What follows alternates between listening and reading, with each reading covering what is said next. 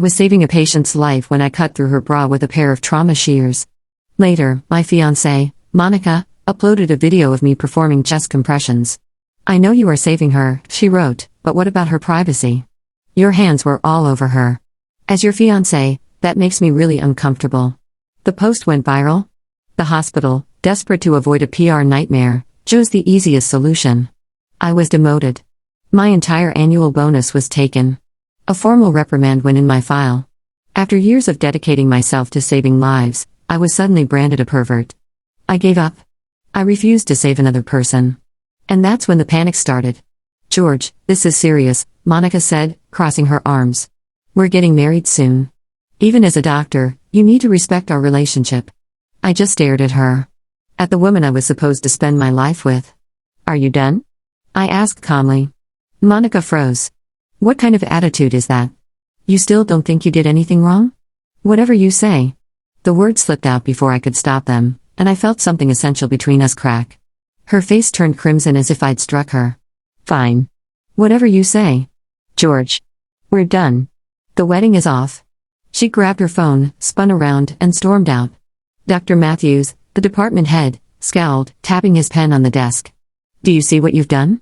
Look at her." He slid a paper toward me to manage the fallout. "You will write a formal apology. You'll read it aloud at the next hospital-wide assembly and admit your inappropriate behavior." I said nothing. His glare sharpened. "That's an order, George. Your only chance to make this right." The next day, a notice of my disciplinary action appeared on the hospital network and bulletin boards. The wording was brutal. Improper medical procedure. Failure to show adequate patient care. Dr. George Cole is hereby demoted with forfeiture of his full annual bonus. Let this serve as a warning to all staff. Every word felt like public humiliation. Kevin, in turn, texted discreetly, "George, we know you were just trying to help, but lay low. Dr. Matthews is on a rampage." I switched off my phone. I wasn't surprised. Dr. Matthews' nephew Ryan had just returned from a prestigious fellowship abroad and joined the hospital last week. The old man had been itching to promote him, and Monica's drama gave him the perfect excuse. I returned to my desk. Silent and methodical, I organized, printed, and compiled every case file, surgical record, and post-op plan for my critical patients. Then I wiped my personal drive, erasing years of research and draft papers. A week later, the hospital assembly began. Dr. Matthews' voice boomed in light of Dr. Cole's unprofessional conduct. "The board has revoked his status as an attending physician." The auditorium fell silent. Please join me in welcoming the newest member of our cardiothoracic team, a brilliant mind from his fellowship abroad, Dr. Ryan Matthews. A young man in a crisp lab coat stood and gave the crowd a condescending nod. Dr. Matthews beamed. Effective immediately, Dr. Ryan Matthews assumes all of Dr. Cole's previous duties. I sat at the back, my expression unreadable. Ryan swaggered to my desk and knocked his knuckles on the wood like he owned the place.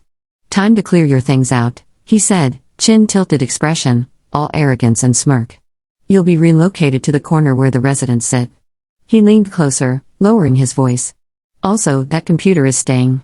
I need to audit it, make sure he didn't take any confidential department files." I looked at him, said nothing, and started packing the handful of personal items I kept there. It wasn't enough. He added, "One more thing.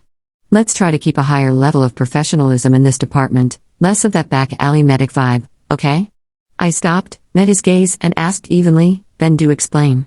What are the diagnostic criteria and how do you differentiate for Takotsubo cardiomyopathy?" Ryan's confident grin faltered. He stammered, "Well, that depends on the EKG and echocardiogram. It's a type of." I turned away. He realized he'd been shown up, scoffed, and stalked off. I remembered being recruited 3 years earlier, the former director shaking my hand, promising autonomy and more lives to save if I came from St. Jude's ICU. It all felt like a bad joke. Now, as a resident, my load was lighter and I was kept out of emergency operations. I followed the resident checklist to the letter. Rounds, charts, orders. I handed off patients and left promptly when my shift ended. When a crash victim arrived yesterday, a nurse instinctively called for me. I glanced at the monitor and told her calmly, "Find Dr. Ryan. He's the attending on call, but he's in his office." She panicked. He said, "He's compiling some academic data." I walked out without another word. I no longer stayed an extra minute for anyone in crisis. That evening, instead of burying myself in journals, I went to a fencing club. I packed into the heavy gear, pulled down the mask, gripped the ape, and funneled every ounce of frustration into measured attacks and parries. The duel was clean, precise, and merciless in its focus. The next morning, Ryan posted a file to the department chat titled "A Trial Initiative for the Optimization of Departmental Charting Standards in Alignment with Advanced Medical Documentation Systems." It was a bloated PDF full of bureaucratic templates, jargon, and rules demanding full medical terms, extra sections for citations, and needless complexity. The chat went quiet, then erupted in private messages. Is he serious? He wants a thesis for every chart. We are treating patients, not writing for a European journal, he insisted. A nurse say cardiac pulsation frequency instead of heart rate? This is ridiculous. By the time we finish one of these, the ER patient will be dead. All theory, no hands-on work. I watched the thread without adding anything. An older colleague than me, confused about some of the new standard terminologies, so I quietly explained them, then shut my phone off. My total disengagement paired with Ryan's micromanagement created a sharp contrast. I used to be the steady center, the person people relied on when chaos hit. Now critical cases dissolved into confusion.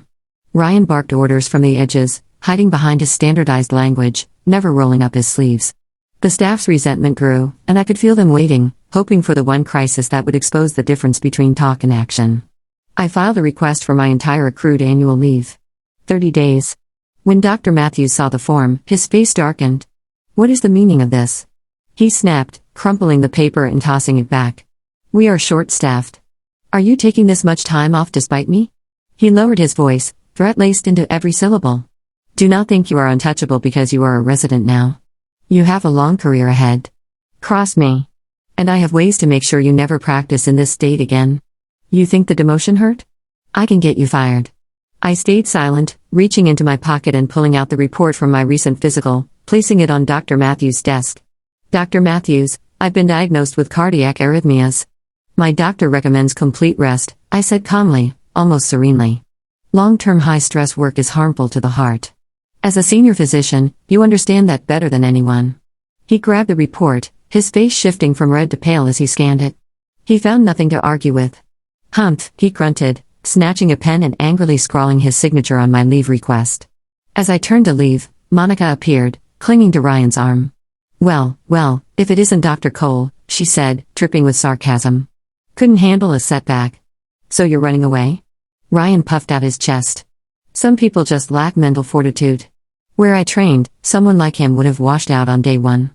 Don't think the department can't function without you, Monica added, eyes flashing. Ryan is 10 times the doctor you'll ever be. A true professional.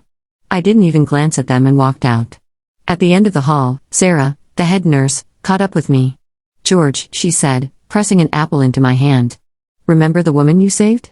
The one from the video? I nodded. She's the daughter of the CEO of Orion Corporation. He sent someone to thank you personally, but Dr. Matthews intercepted them. He claimed the department's success was entirely thanks to Dr. Orion. She shook her head. You're too honest, George. You never fight for yourself. I nodded, thinking you have no idea what kind of trouble you've invited. I settled into my train seat, heading home. Just as the train pulled out, my phone rang. It was Kevin. Panicked. George, it's bad. Something terrible has happened.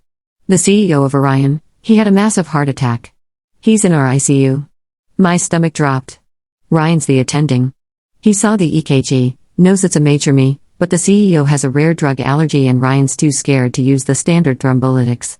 He's just staring at his tablet, mumbling about evidence-based medicine, refusing to make a decision. He's trying to get the family to sign transfer papers instead. Kevin's voice cracked. George, it's a stummy. Every minute counts. How can he even think of transferring him? Before I could respond, Dr. Matthews called. I hung up. Kevin answered. George, get back here now. If anything happens to the CEO, you'll regret it forever. I held the phone away from my ear and then replied calmly, Dr. Matthews, I am on approved medical leave. I am only a resident. I lack the authority to manage a patient of this magnitude. Isn't your foreign-trained Dr. Ryan the expert for these complex cases? I hung up. Another text from Kevin arrived, panic-stricken.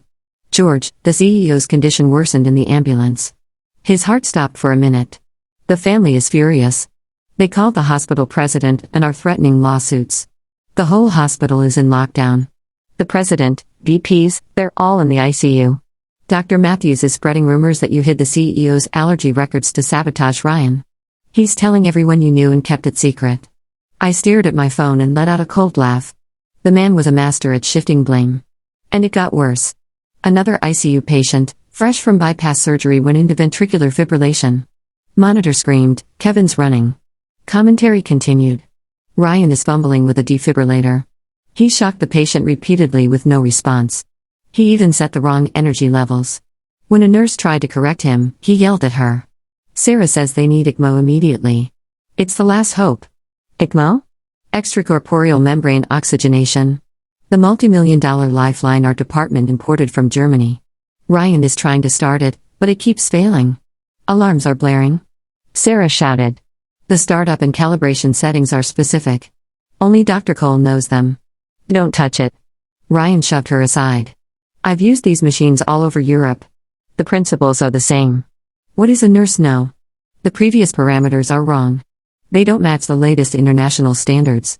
Ryan attempted a full system reboot and tried to rewrite the machine's operating code manually. George. Oh God, look.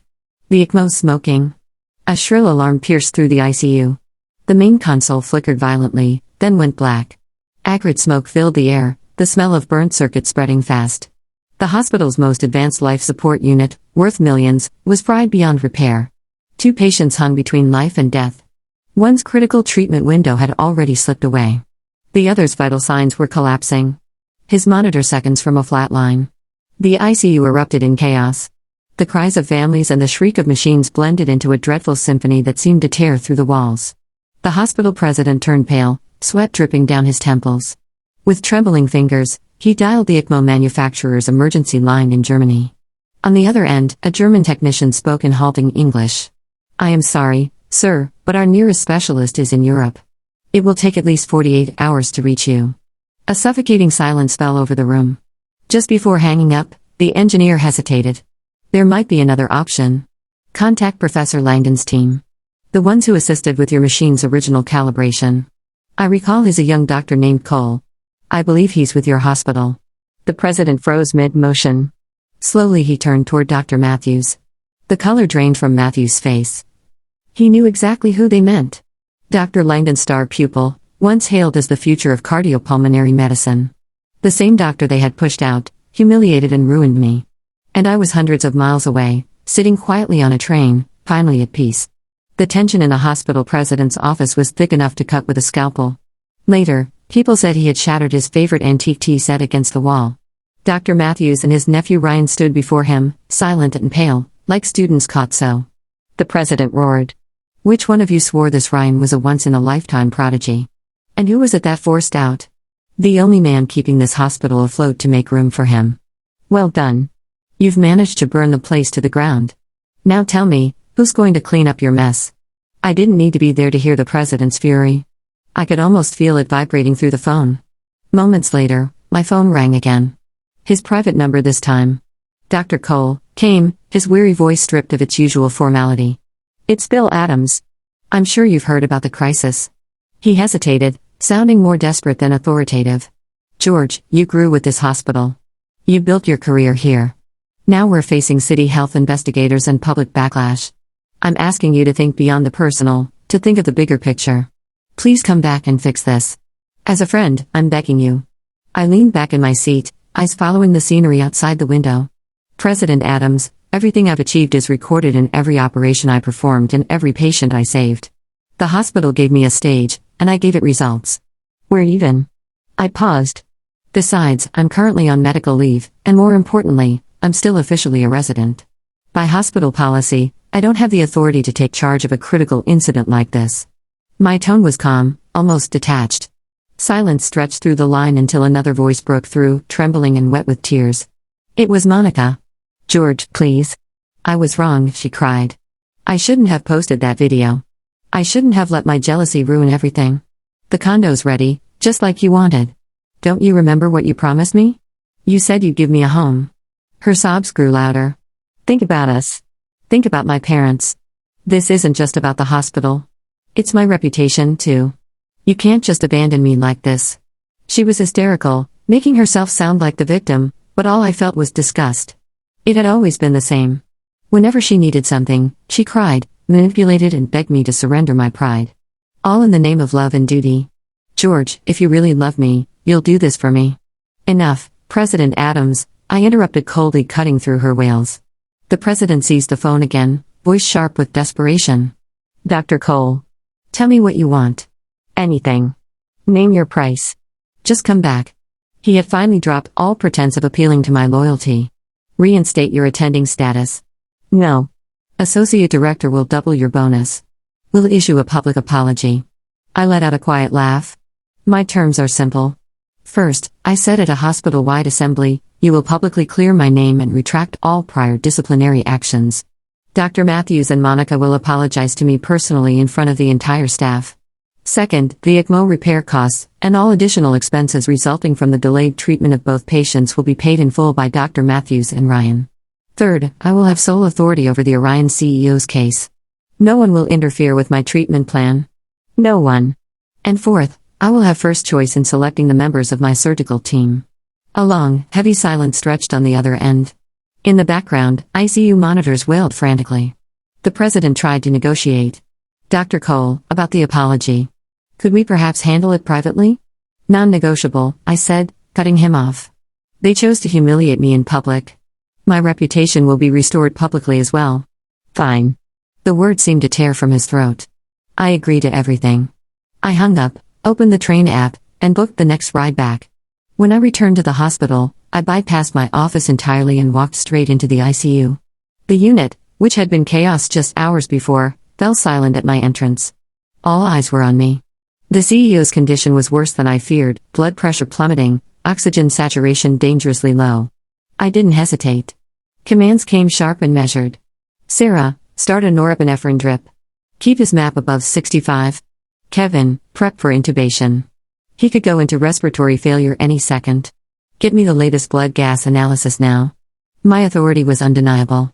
Nurses and doctors who had been floundering now moved with purpose, focused and precise. Those who had mocked me now followed my lead. George, you're back. Sarah's voice was thick with relief. Ryan, seeing me, went pale and then green, pressing himself against a wall. What are you doing here? This is under control. I was just arranging. I ignored him. I approached the dead ECMO machine. The burnt motherboard, scorched circuits, and fresh scratches on the casing told the story of his incompetence. Idiot, I muttered. I removed my jacket and handed it to a nurse. Get the backup power supply and coolant. My voice echoed across the room, calm but commanding. Sarah snapped to attention. Quick. Lou, the power supply. Jean, the coolant. No one listened to Ryan anymore. What are you doing? I'm the attending. You can't ignore me. He yelled, grabbing a nurse's arm. The president, who had just arrived, shoved him aside. Shut your mouth. Haven't you done enough? The president roared. Ryan turned to his uncle, voice cracking. Uncle. Dr. Matthews avoided his eyes, stepping back silently. The president looked at me, trust clear in his voice. Dr. Cole, it's all in your hands. I opened my toolkit and set to work, every movement precise and deliberate. I replaced burned circuits, recalibrated sensors, and reassembled the machine. Only the rhythmic beeps of monitors and soft clicks of my tools broke the silence.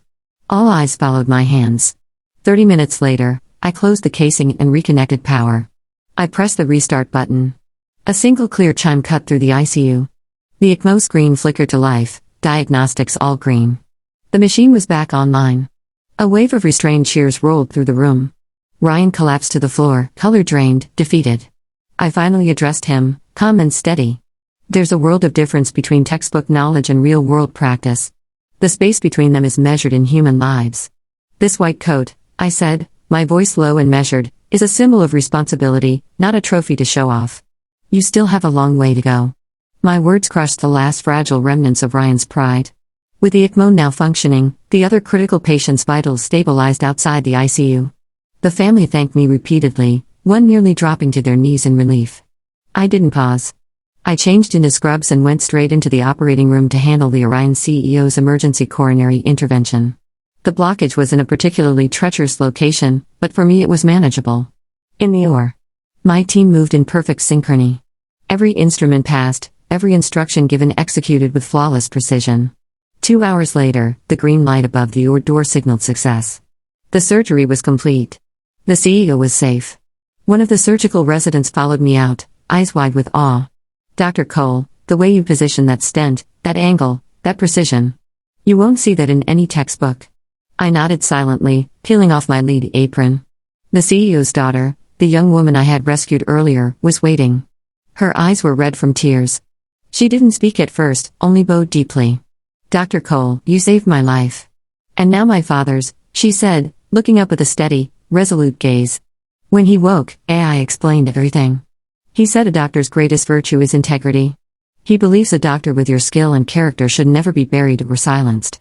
"I've already involved my company's PR and legal teams," she continued, voice firm. "They'll handle the fallout. I know about the videos, the false accusations. Orion Corporation will ensure your name is cleared." Her influence was far greater than I had imagined. By the next day, the online landscape had shifted. Every post, every article accusing me of misconduct vanished. In their place was a detailed letter of gratitude from Orion Corporation, praising both my medical expertise and moral integrity. Major news outlets picked it up with headlines like "When a Hero is Framed. The Doctor Who Saved 2 Lives." Public opinion had turned overnight. That afternoon, the hospital convened another assembly. President Adams personally read the decision. All disciplinary actions were nullified and I was awarded an honorary bonus. Then the final agenda item. "Dr. Matthews and Ms. Monica Brooks, please come forward and apologize publicly to Dr. Cole for your actions." Dr. Matthews shuffled to the stage, pale and defeated, muttering through a pre-written statement. A snicker from a young doctor echoed unnervingly through the silent hall. Monica followed, her face a mask of tears and false tragedy. "I wasn't thinking. I was jealous and petty. I'm so sorry, George." Her eyes pleaded for forgiveness. I stood among the crowd, unmoved. None of it mattered. Some wounds cannot truly heal. The following day, the hospital's final judgment was issued. Ryan Matthews, responsible for a major medical mishap and willful destruction of critical equipment, was fired. His record bore a permanent mark and the state medical board moved swiftly to revoke his license. Within a week, he was officially barred from practicing. Criminal lawsuits for medical malpractice were filed. He would never wear a white coat again. Dr. Matthews, for negligence and abuse of authority, was stripped of his head of department role and demoted to general practice. The Ethics Committee opened a full investigation into his tenure, uncovering substantial misconduct. He was held personally liable for a significant portion of the ECMO repair costs. His reputation and possibly his pension was in ruins. Orion Corporation acted quickly, sending a legal notice directly to the hospital. They were suing for the long-term health consequences and emotional distress caused by the CEO's delayed treatment, naming Matthews and Ryan as primary responsible parties. Colleagues who had once supported the Matthews family now distanced themselves, some even reporting prior misconduct. When the tree falls, the monkeys scatter. Monica's situation was no better. Orion filed a defamation and slander suit against her. Facing financial ruin, she panicked. Her parents confronted me outside my office. "George, for all the years you and Monica spent together, please show mercy." Her mother pleaded, tears streaking her face. Her father stepped forward, pressing an envelope into my hand. $20,000. A token of our sincerity. Just consider letting this go. I took a step back, away from the outstretched hand. She's still young. Don't let her life be ruined. They continued in unison. I looked at them, gray-haired and desperate, my expression unyielding. The time for nostalgia ended the moment she posted that video online. Destroying my career without a second thought. That erased any history we had. The people he should be pleading with are the lawyers, not me. And take back your money. It only lowers my opinion of your daughter further. I called security, and within minutes they were escorted from the building. A week later, the hospital announced my new appointment. I was officially named Associate Director of Cardiothoracic Surgery, with my own office and full authority to assemble my surgical team. President Adams handed me the appointment letter personally. "George," he said, his tone solemn. "The future of this department is in your hands." On my new mahogany desk, I placed my old worn nameplate. George Cole North, attending physician. Monica lost her lawsuit. Orion's legal team was relentless. The damages forced her family to sell their luxury condo and move to a modest apartment in the suburbs.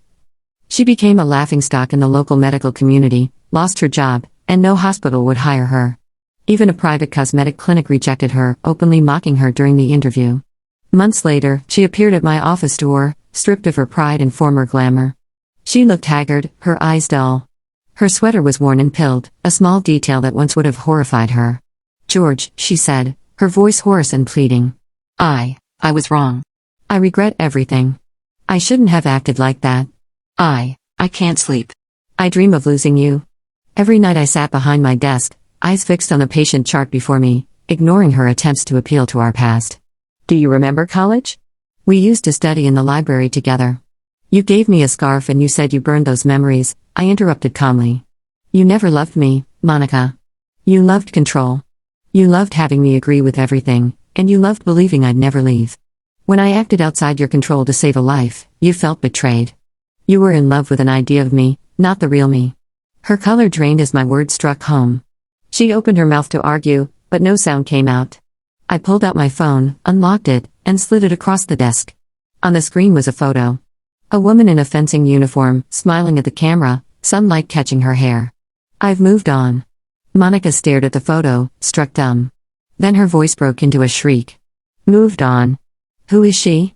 Richer? Prettier? 7 years, Monica. You weren't ever there for me. I'm not heartless. I'm done with someone who never truly loved me." I stood, taking back the phone. Someone who truly loves you doesn't watch you suffer and then blame you for the fallout of their own actions. I pressed the intercom. "Security, send 2 officers to the associate director's office." Monica collapsed, sobbing uncontrollably. Minutes later, 2 guards entered and lifted her from the floor. She struggled and screamed my name, but I felt no anger, no satisfaction, only a profound sense of peace. That chapter of my life was finally over. Over the next 6 months, I built my surgical team. I recruited young, skilled doctors and instilled a culture of collaboration and integrity. One particularly talented fellow absorbed everything I taught him. I reminded him, skills can be taught, but integrity must be carved into your heart. One night, an emergency call came through an aortic dissection, the kind that leaves no room for error. The pressure was crushing, but my fellow remained calm and steady, performing each step with flawless precision. Watching him work, I saw the future of our department taking shape right before my eyes. Under my leadership, we pioneered several complex procedures, including a minimally invasive beating heart bypass, the first ever performed in our state. Our department's reputation soared as success after success drew praise from colleagues and heartfelt gratitude from patients. Before his retirement, President Adams visited my office one last time. He clasped my shoulder. His eyes filled with pride. "George, I knew I was right about you," he said. Then he handed me a rare, out-of-print anatomical atlas from his own collection. "Keep doing what you do best. Don't ever let the world's bitterness dull your will to save lives." I nodded, promising myself I wouldn't. Together with Orion Corporation, I established a charitable foundation for cardiac patients living in poverty, families who had no means to afford life-saving surgeries. In our first month, we saved 3 patients who had lost all hope. One little girl's mother brought me a small basket of eggs from their farm as thanks. That simple gesture meant more to me than any medal or certificate ever could. Watching those families walk out of the hospital healthy and whole gave me a peace no amount of money or recognition could buy. Months later, at a national cardiothoracic conference, my former mentor, the esteemed Dr. Langdon, delivered the keynote address. To my surprise, he cited my modified emergency protocol for extracorporeal circulation as a landmark case. He praised not only my technique but also the moral courage behind it. When the audience stood and applauded, I didn't feel pride so much as quiet gratitude. Every struggle, every scar had led to this moment. That evening, I walked out through the hospital's main entrance. A red Mini Cooper was waiting by the curb. The window rolled down, revealing a familiar bright smile. My girlfriend leaned out and waved. "Rough day, Dr. Director," she teased. "What do you want for dinner?" "I'll cook," I chuckled, sliding into the passenger seat. "Let's stop by the market first." She laughed as she started the engine, chatting about a match she'd just won at her fencing club, her face glowing with excitement. "Are you tired?" she asked. I shook my head and reached for her hand on the gear shift. "Not when someone's waiting for me at home." As we drove past the shopping mall where Monica and I used to go, I looked out the window and felt nothing. No bitterness, no sadness. Just calm. I turned toward the woman beside me, her face soft in the fading sunlight. Once I believed being a doctor was all there was to my life. Now I understand something greater, that true strength comes from a warm home and a partner who walks beside you. Through every victory and every defeat, the past was finally behind me. What mattered now was the warmth in my hand and the future waiting just ahead.